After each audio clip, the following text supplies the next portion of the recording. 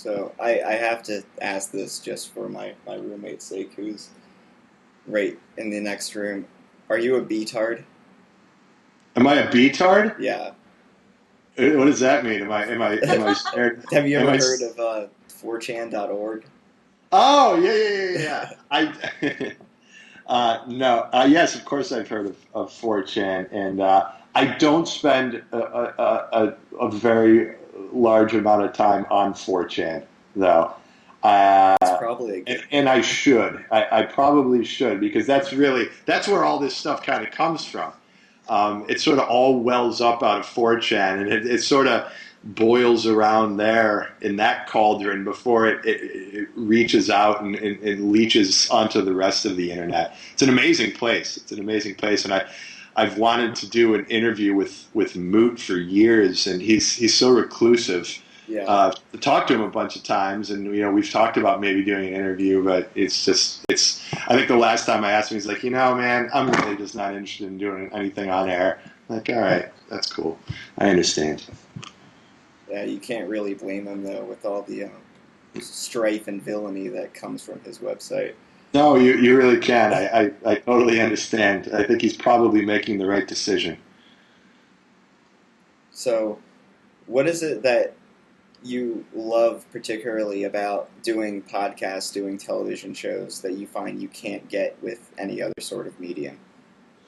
Um, well, right now, what I love about it is that anyone can do it, including me. I mean, there are no gatekeepers in internet media. Anyone can have a blog. Anyone can post their videos up on YouTube. Anyone can start their own show, syndicated on iTunes at really little or no cost. And that's a complete game changer. That media has never been able to be produced that way before.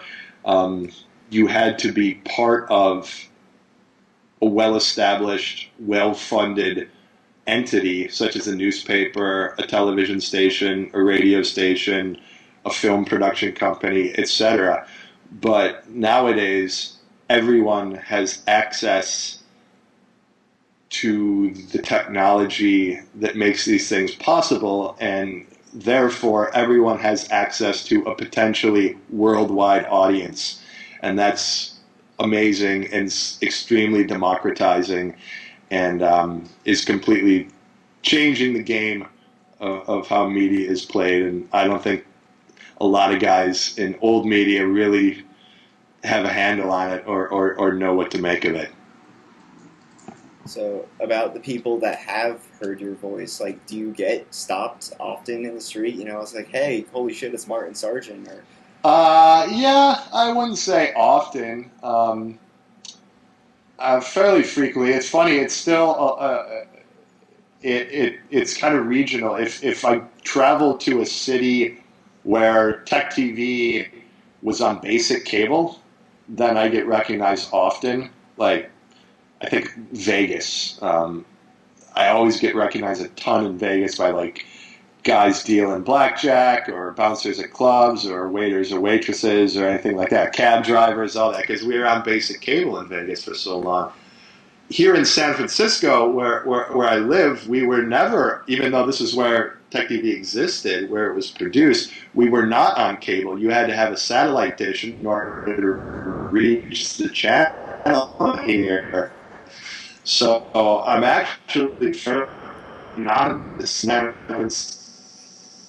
So if, however, I go back to a neighborhood like North Beach or downtown or Forth, where there's a lot of coming from here or another. um, one second, Marty. Yeah. Yeah, sorry about that. I live in the ghetto of West Chico and have the worst cable in the world. That's fine. Let's see if we can start this video up again. There we go. So yeah, I don't know how much you heard me say before we got cut off there, but basically, if I go to a neighborhood in San Francisco where there's a lot of tourists, North Beach, Chinatown, Fisherman's Wharf, it's it's fairly frequent that I'll get recognized, but in the neighborhoods where I hang out the most, where it's mostly locals, like the Mission District or the Dog Patch, um, fairly fairly rare that I would get recognized. I pretty much only go to a handful of different places. They know me from television, that's for sure. They know me from sitting at that bar. Yeah. So, I guess that's actually all of the questions I had. What else would how else could I describe Martin Sargent to my 4 or 5 readers? I don't know.